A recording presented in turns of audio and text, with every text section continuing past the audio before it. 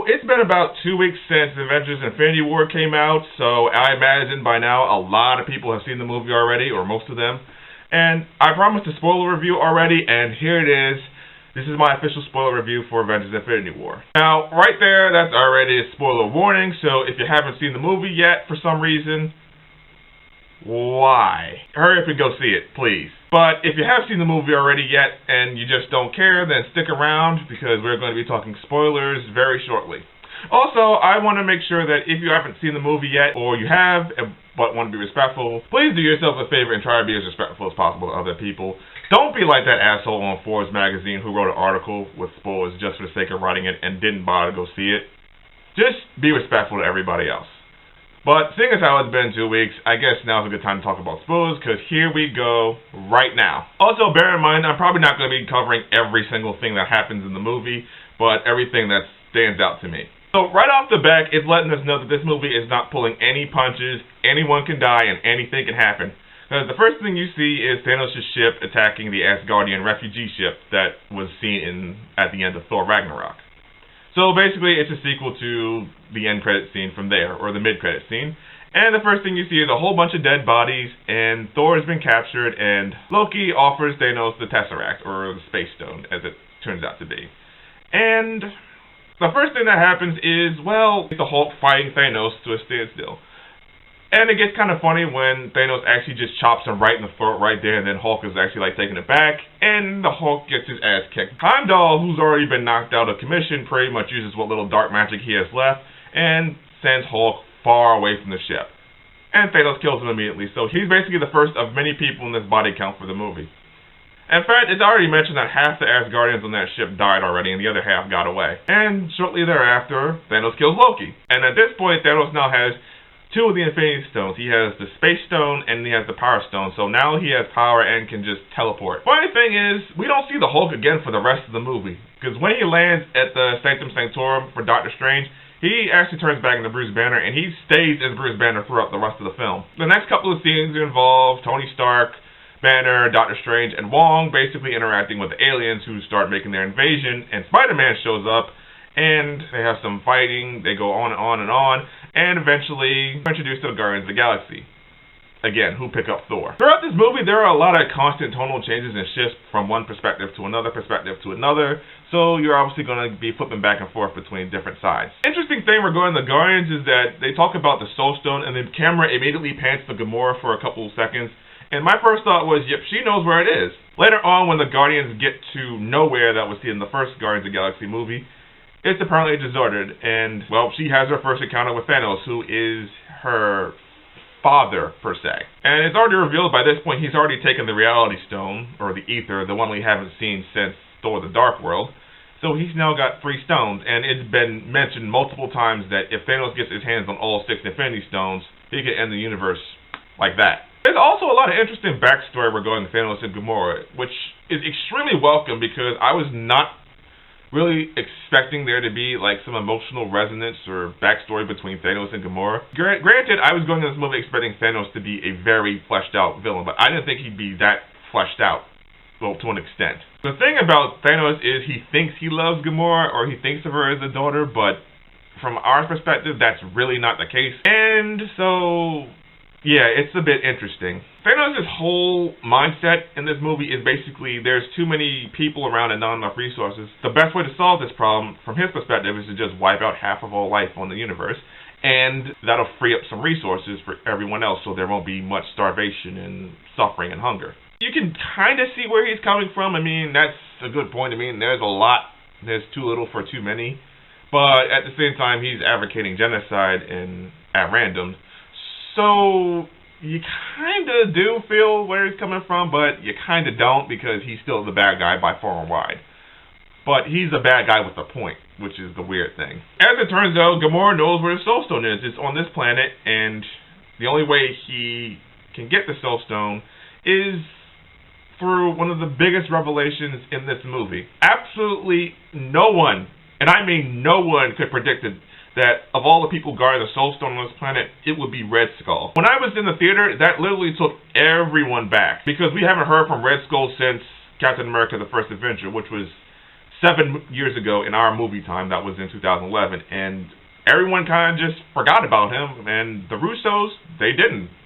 So that was a hell of a reveal. But more importantly, the reveal is, in order to get the Soul Stone, you have to sacrifice something you love in order to get it. And the first thing that Gamora does is she starts laughing to herself and saying that you failed. You can't get the stone.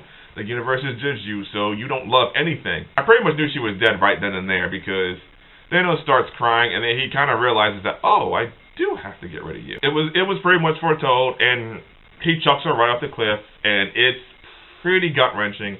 And then he wakes up, and now he has 4 stones with the Soul Stone intact. I will go back to one of my favorite scenes in the movie was when Wanda and Vision are just chilling around Scotland, and they get attacked by 2 of Thanos' Black Order. And then just when you think they're surrounded, the music starts hyping up, and then you see someone in the shadows who is actually Captain America just sitting there about to rescue them. And that was one of the most hype moments for me in the movie. Along with him and Black Widow and Sam just tagging along, and they're fighting alongside to free them. A later moment that's actually funnier is when they get back to Avengers headquarters in New York, and General Ross sees them and pretty much says, why are you here? Like, you really think you can just do all that shit you did in Civil War and it'll just be forgotten? And Steve is just like, you know what? I don't care. I'm not looking for forgiveness, and I really don't care. They go to Wakanda to look for help. They give Bucky his arm back, which is actually kind of foreshadowed at the end credit scene of Black Panther. And now everyone's preparing for war because Thanos' forces are on their way, if they're not already here. Meanwhile, in space, Doctor Strange already got captured, but Spider-Man, Iron Man rescue him. And they're pretty much on this ship headed to Titan. And then they run to the Guardians of the Galaxy, and they have one of these, well, they have a rather interesting meetup trying to figure out who's who. At one point during the movie, when they're on Titan, Doctor Strange is like meditating, and then he's just like flipping in and out, like what's wrong with him? He's using the Time Stone to look at all the possible futures. I think he said there's something about 14 million different futures in which they fight Thanos, and only one of them exists where they actually win. And later we find out that, well, in order to do that, it's pretty hefty.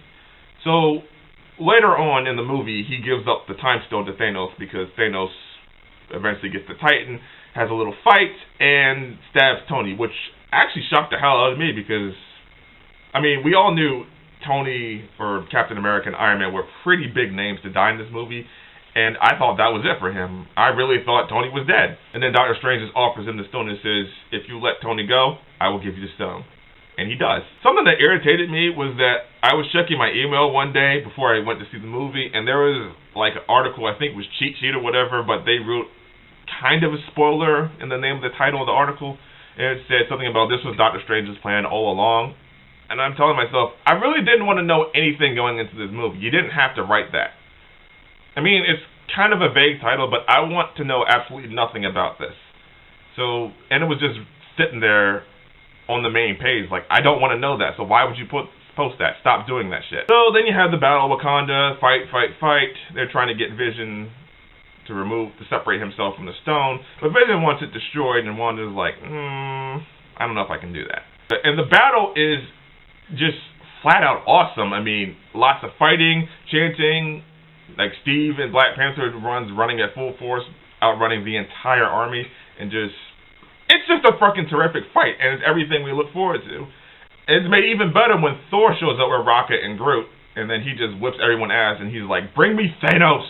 Earlier, Thor had went to go forge a new hammer, or rather, he forged an axe called Stormbreaker, and Peter Dinklage is a dwarf, and he has to restart a dying star in order to forge the hammer. The ending of the movie, let's talk about that, because the ending definitely let me feel some type of way.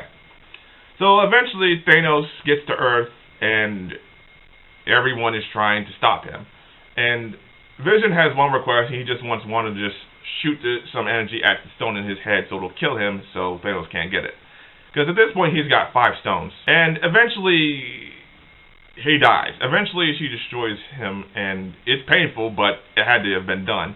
Cap is actually trying to hold Thanos back to keep him from closing his hand, and pretty much everyone fails. But eventually, Vision dies, and she's traumatized, and then Thanos walks her and just says, today's a loss. I know. But there's no time for that. In fact, there's no time for anything. And he just casually rewinds time back, so Thanos is basically bringing Vision back to life, and he just plucks the stone out of his head and then puts it in. And he pretty much gets all 6 stones now. All 6 stones are in the gauntlet. If anyone's actually read Infinity Gauntlet and Infinity War, they pretty much knew this was coming. So Thor eventually attacks him and just lunges the axe right in his chest and pretty much kills him. But then Thanos basically says, you should have hit him in the head, and then he just snaps his fingers like that. And so, again, if you read Infinity Gauntlet, you knew this was coming.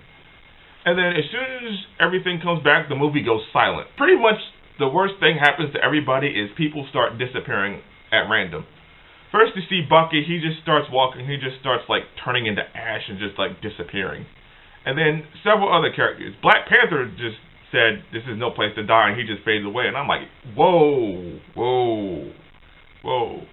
Groot goes away, Wanda, Sam, pretty much everyone on Titan just dies off too. And the last thing Doctor Strange says is, Tony, there was no other way, right before he fades out. But the worst one of all, the most heartbreaking one at all, was Spider-Man walking up to Tony saying, Mr. Stark, I don't feel so good. And then he's literally crying and he's terrified and he just like disintegrates. It's really heartbreaking because he's like, what, 15, 16 years old, and he just doesn't know what's going on. And that's it. He's vaporized. Made worse when you think about it, that his spider sense was going off at the time he knew he was dying and he couldn't do anything about it. So pretty much half of the major characters in the universe are dead. Basically, the bad guy won at the end of the movie. That's how the movie ends. Thanos is just sitting at some house by himself looking at the sun, and that's it. Even the credits let you know something serious happened because they're not flashy or anything. They just show up, and then the title Avengers Infinity War shows up and fades away. Then you get to the end credit scene where Nick Fury and Mariah Hill are just driving around, and eventually Mariah just fades away, and then Nick Fury does too. But right before he does it, he just starts sending out this signal, and it turns out it's the Captain Marvel symbol. So Captain Marvel is coming to fix the problem. Which does beg the question, where exactly was Captain Marvel all this time? But I guess that's probably going to be explored when Captain Marvel's movie comes out. I have to say, at the end of this movie, I've never sat in a theater that was completely silent. At all. Like, I think everybody was still in shock of what just happened. And there is a lot of fridge horror when you think about some of the things like happened. Like at the end scene where one of the cars crashes right before Nick Fury gets out. Multiply that by about half the world. Really, we've kind of been spoiled by the format because all the people who died were actually people with their own movies like Spider-Man, Black Panther, Doctor Strange. They already have sequels in the works, so it's all but a guarantee that most of them will come back by the end of the next movie. But exactly how that happens, I have no idea. I'm thoroughly looking forward to that. I imagine the resolution of Avengers 4 will probably involve Doctor Strange's plan in the long run because he said specifically there's only one way they win. And I'm guessing everything that happened was part of the long game, so maybe that has something to do with it, even including Star-Lord's fuck up with trying to like contain Thanos. But we'll see. Again, I'm still shocked at the fact that Captain America of all people lived by the end of this movie. But at the end of the next movie, that might not be the case, especially since this is supposed to be the last film on his contract, and Robert Downey Jr.'s among several other people. Okay, so that's spoiler talk. What did you all think? What was the most shocking moment for you in the movie? I think I know what it is, but whatever you think, leave me a comment below and tell me how you feel. Also, don't forget to check out my Twitter at @AstroMike. Don't forget to check out my blog. Don't forget to subscribe to my channel. Please don't forget to share this video if you want others to see it. And as always, I will see you around. So until then, this is me saying, peace out.